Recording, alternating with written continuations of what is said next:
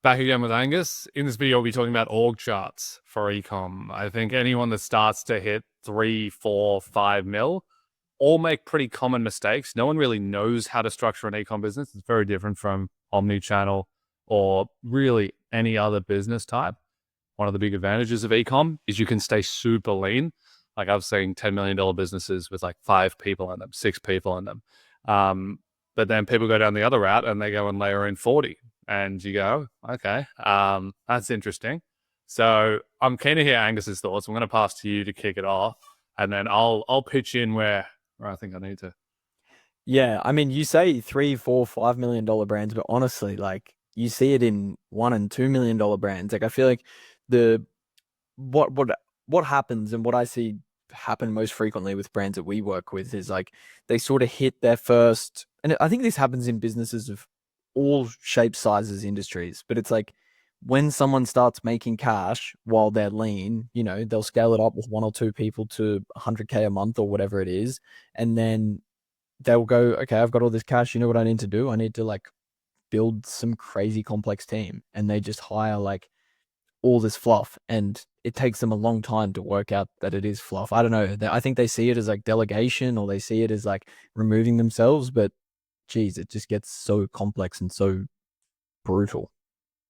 Yeah, I agree. The other thing is that I've never really thought about before is in direct to consumer ecom, the competency of the founder probably isn't hiring. Like I've hired over 45 people to date now. Um, and I still don't think I'm that good at hiring. Like Whatever's I've conducted probably like, I don't know, 500 interviews, maybe that's a little bit high. But even at that kind of volume, I still don't think I'm that good at it. And we've used recruitment agencies and we've used like everything that you can use. And so imagine being a lean direct consumer business and you're making way less hires than in our business model, right? You're making like 3, 4 really critical hires as well. And that's the thing with ecom is like you want really competent people in those verticals that you don't have competencies in. Um, it's not a it's not a different business model where you might just be like layering in talent as quickly as possible. Not to say that that's what good agencies do. It's more what bad agencies do, but they're more of just like a machine of pumping people in. Yeah, I do think there's like the risk of, well, it's kind of like the leverage of hire, like each individual person in an e-commerce business at a rate where they should be hiring should be super, super important. Like you can have a $5 to $10 million a year business, like you said, with 4 to 5 key people all covering different areas that operates like amazingly. And but the dependency of having 4 to 5 different people means that each of those 4 to 5 need to be so highly skilled to get a business. Like getting a business to $10 million a year requires an insane amount of skill.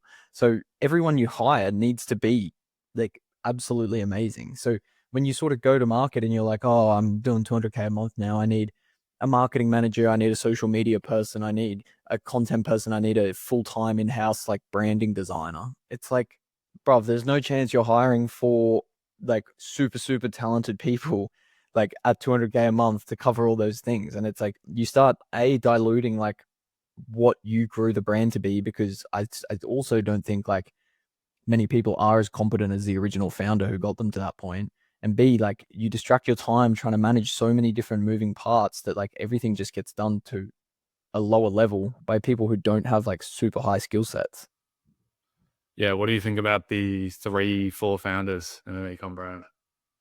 I mean, and if any of my clients who have 3 or 4 founders are watching this, I mean this with utmost respect, but like going into an ecom, going into ecom with 3 to 4 founders, I think is only ever going to work if your plan is to like aggressively scale to massive numbers and then start like a portfolio of businesses, which you could argue is also like a distraction and is extremely hard to do. But having like a business with 3 to 4 founders is like, what do you even do on a day to day? Yep. And also you don't want founders with the same like technical competencies, right? Like it would be silly if I went to another performance marketer and said, let's make an ecom brand. Because it's like, well, we're just going to be fighting over the one's core competency and the other core competencies we're not filling out. And so then we just need to hire for them. Um, And then there also is kind of the reality when it comes to direct consumer ecom, which is paying for founders on a $5 million brand. You actually just don't end up making any money. Like you just can't take really strong dividends out of the company, inclusive of working capital, to really do anything.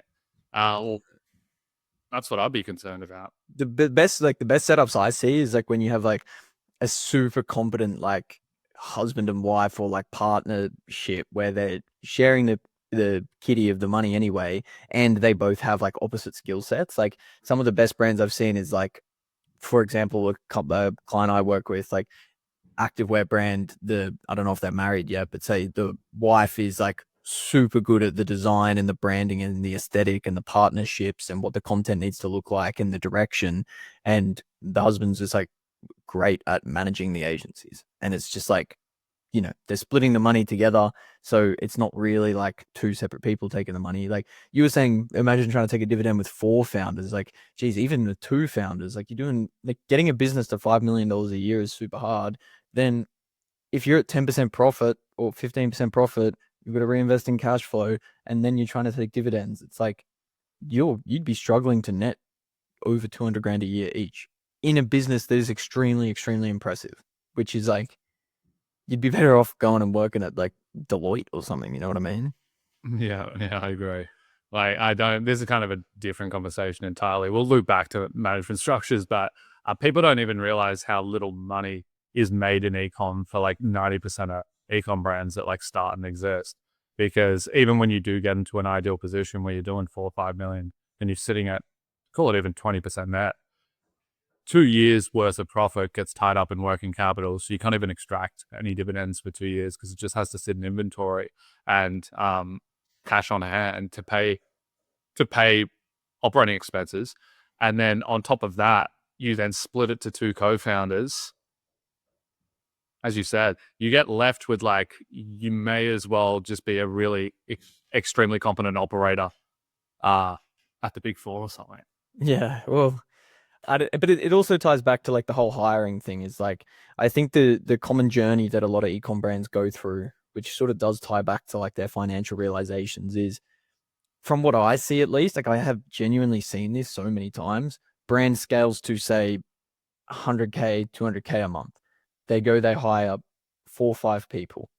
Then they realize that those 4 or 5 people don't have the competencies of like pure specialists. So, among those 4 or 5 people, there'll be like, there'll be a marketing manager who's sort of like doing ads, doing creative, trying to do a bit of email. And like, there'll be someone else who does the socials. There'll be someone else who does like, you know, design for the products and stuff. And like, they end up then getting to a point where it's like, hang on, we've actually slowed down a bit because our channels aren't cranking because we have this one marketing manager who is okay, but they're not like great at any of the channels. So then they go, okay, well, we need agencies. And then on their P&L, they start to realize like, hang on, I'm paying 2 agencies, 4 or 5 staff members. I'm only making 200, 250K a month. Like, I'm not making any money.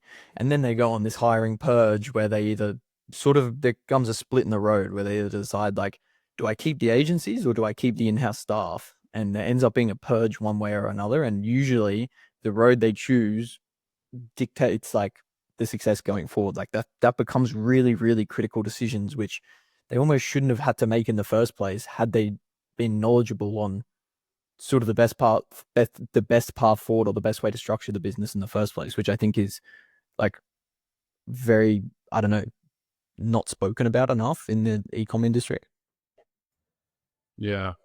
If you like, I've got so many examples of this. I think I've made some case studies of it on the YouTube channel before.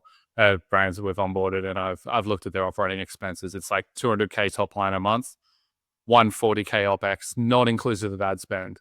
And I'm just looking at it going, what is going on here? And then you look backwards through the P&L and you just see like this steady ramp up in revenue, and then they just follow with operating expenses. And then the second revenue dips. Obviously, they're in a terrible position. And it's normally a marketing manager or something to do with organics. That's the first hire, generally, from what I can tell. It's, hey, we're probably not doing enough on organic social, and we're probably not doing enough on like marketing as a whole. as generally, if you have product market fit, getting a business from 200K a month to 500K is generally just going to be a marketing and advertising issue. Just people don't know about your stuff. And so they go and layer in a marketing manager hire, but the marketing manager doesn't actually provide any delta in return for the salary that's just being laid in. And they're split across 10 different expectations. And this is a meme within marketing. It's hilarious, which is that an ecom founder will go and put a job listing up and be like, I want an expert in Klaviyo, paid media, organics, CRO, website management, etc. And it's like that person doesn't exist. That person actually does exist. They own a $10 million ecom brand. Yeah. Yeah. That's so simple.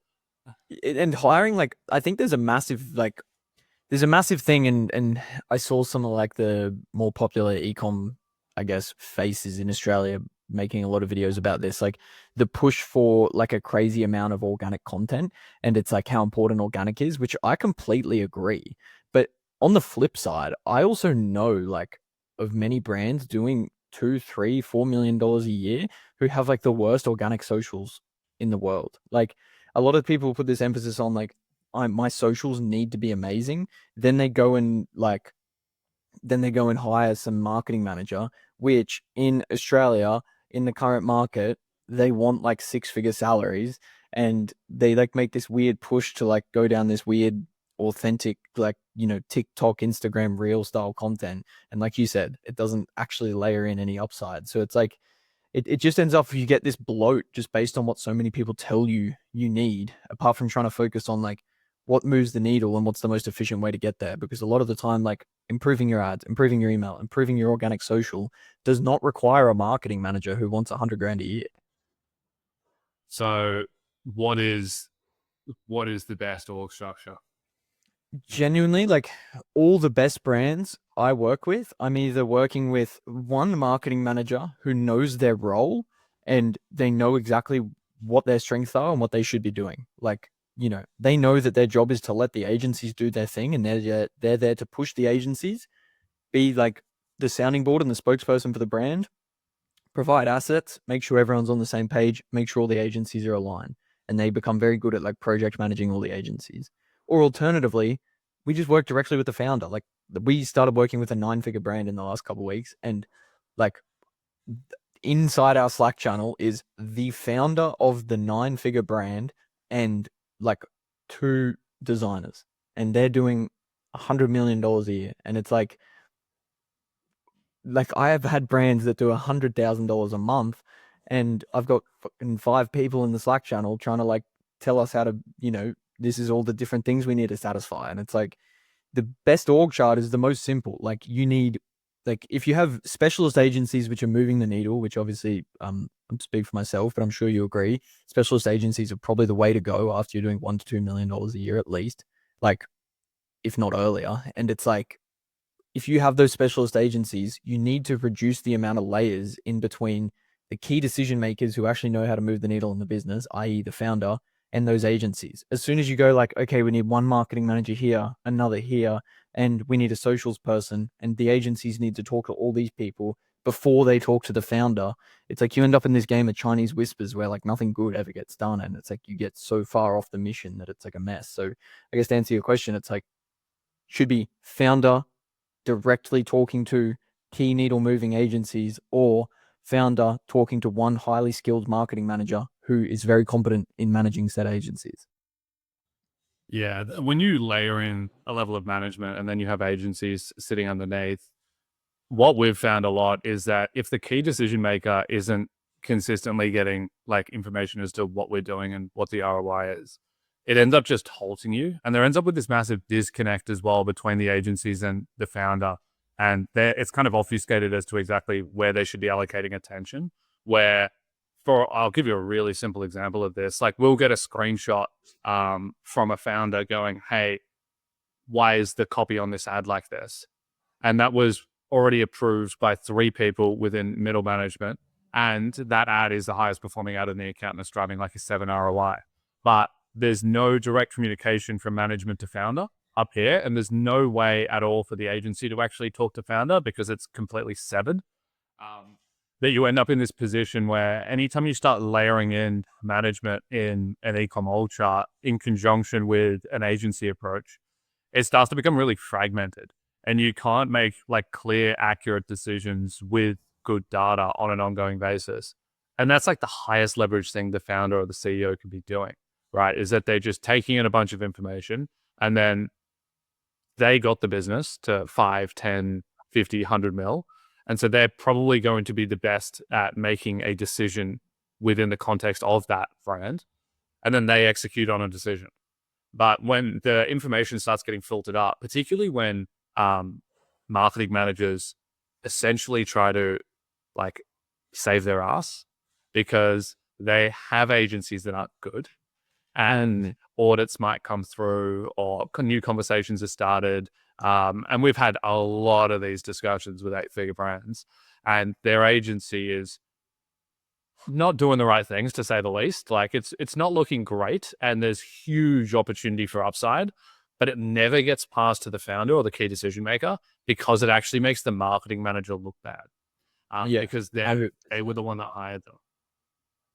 Yeah, and I was actually going to say like the opposite as well, like the vice versa. It's like you sort of have also it is sort of top down sentiment. It's like if the founder is hiring a marketing manager and then tells the marketing, say the founder made the decision, like in the opposite scenario, and the founder's like, "Hey, marketing manager, we're going to hire XYZ agencies," but they don't sort of explain to the marketing manager like what that means for them. You often then see these marketing managers get like threatened and like withhold like, you know, key information from the founders. Like we've dealt with marketing managers who I swear to God are like trying to sabotage us. It's like we're trying to do everything we can, and you've got marketing managers just like almost being the gatekeeper of the brand. And it's like we need to, you know, they'll like I've dealt with marketing managers where after 3 months I've gone, this is ridiculous. We're getting nothing done here because like this marketing manager, like genuinely, without sounding rude, has no idea what they're doing. And they're just trying to be this gatekeeper of like the brand. And I'll just send a loon to the founder and say, just so you know, this is what's going on. Like, we're probably going to leave if this is how we're going to be managed. And the founder will be like, I had no idea. Like, I don't really care what you guys are doing. Like, go do what you guys think's best. And it's like this crazy disconnect between the founder and the marketing manager, where the marketing manager thinks to keep their job, they should almost be like trying to, you know, keep the agencies in line and like be the gatekeeper of results. And it's like you end up just like not being aligned and you can't move the needle forward at all. So like having that marketing manager role so dialed in is really important. Like if you are a founder who's going to add that one layer of I need a marketing manager to manage the agencies, they need to be very, very clear on what their role is. Like, yes, they can be ruthless with agencies who are performing bad. Yes, they need to have the permission to take risks sometimes and, you know, potentially accidentally hire a bad agency and not be scolded for it. But they also need to know that they're there to like make the agencies' lives easier and make good agencies be able to get great results. Because otherwise you just end up in this like crazy middle ground where like no one really knows what's happening. Yeah. It's interesting, like looking at ecom org charts from a like a people services business, because our entire agency has so many systems built in for positive reinforcement, training, and ascension. When I look at a ecom org chart, and you have really like what we're kind of getting to here is that you need a founder, sometimes it's two founders, and you need a really competent marketing manager, but not competent in terms of they can do everything in the world, but they know exactly how to excel in that specific role, which is empowering agencies, being able to vet agencies, as well as being able to be that soundboard for the brand, and be able to really like orchestrate and coordinate everything. Um, and then you might have some side hires based on specific needs within the business, and that's going to become like more niche dependent.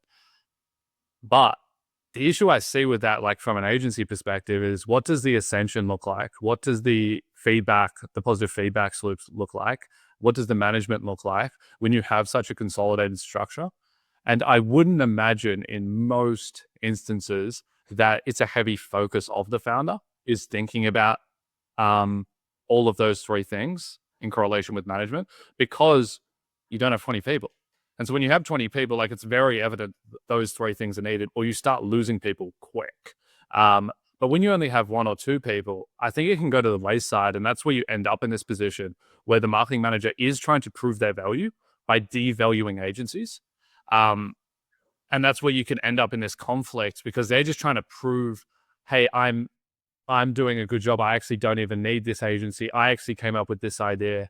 We've had it a few times where like we'll come to the table with a pivot in strategy or a roadmap, and we actually won't get the credit direct to founder, and it will get claimed somewhere in middle management as someone else's idea. Might have been, might not have been, but I think that's a demonstration of the fact that there isn't like proper ascension pathways within these lean direct to consumer brands, and it's something for founders to particularly watch out for and probably focus on as well.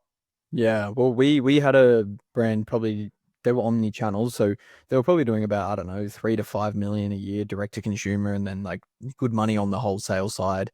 And like a lot of the founders were focused on the wholesalers, like there was a lot of growth for that in that channel for them, but still like 3 to 5 million a year in direct to consumer is nothing to forget about. So they had a head of marketing, then they had a marketing manager, and then the marketing manager sort of handled the agencies, and like um it got to the point where we were sort of just getting instructed on like how to run the channels. It's like we want to do this, this, and this, and we were sort of just like the people clicking the button, and results started getting like really bad. And what I found out was they'd actually churned through like 3 agencies who weren't able to get results.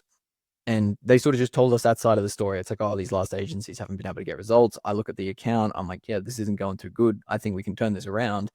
And then I sort of see the insight into how they're managing us. And I'm like, no wonder these last 3 agencies weren't able to get results.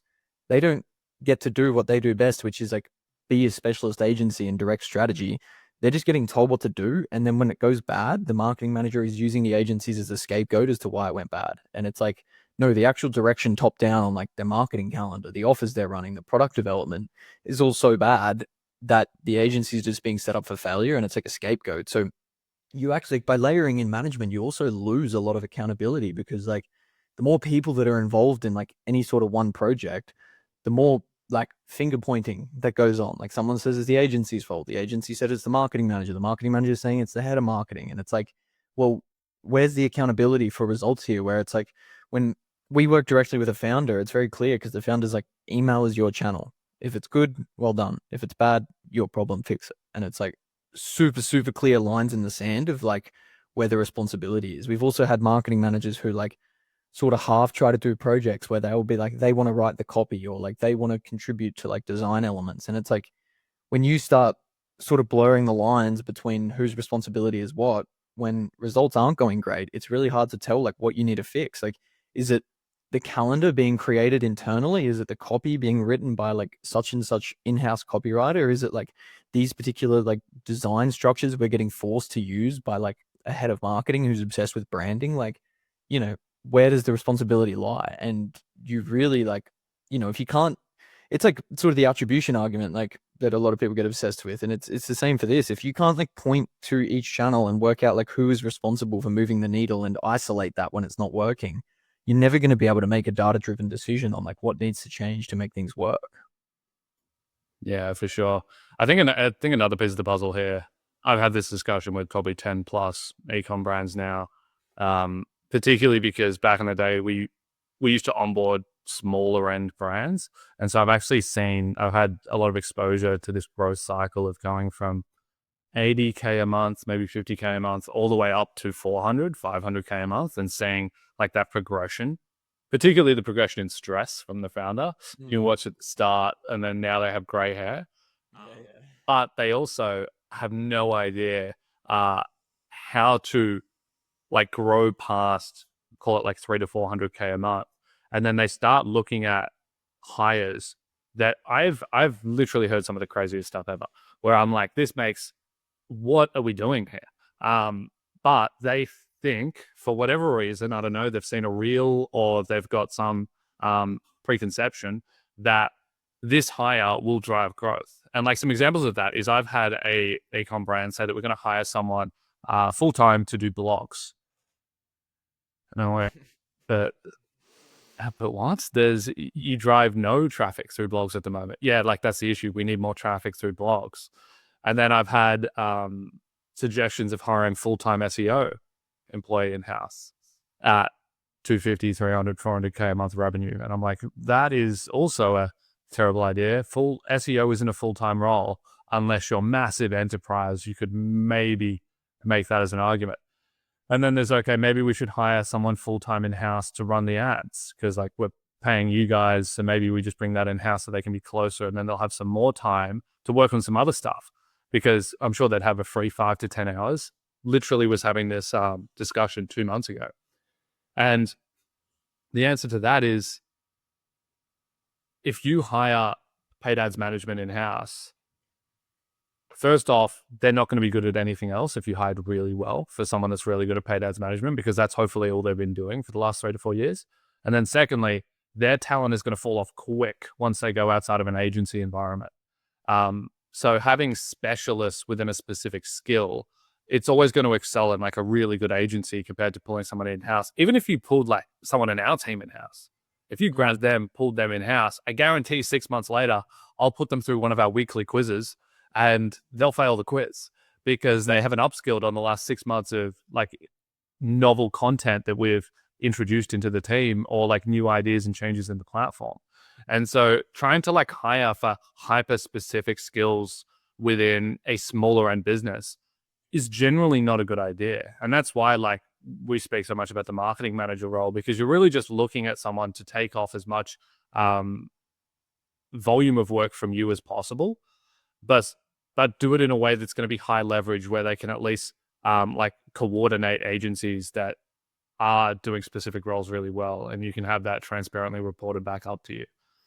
Yeah, I think like I've seen similar things where like a brand will have a full-time email marketing manager and the results will just be awful. Or like we had a client arguing to us that like they're going to hire someone in-house who costed more than our retainer, but they were also going to be able to post on organic socials. So like, it's a benefit, it's a win-win. And I'm like, bro, it's going to be so bad. But I think like the reason we're even having this conversation is because like there is a massive like, well, and it's just similar to our last video, like there's a massive narrative right now, which is like, again, so anti-agency, but like for anti-agency to be true, that means you need to be pro in-house. Like if you're anti-agency, it means you're pro in-house.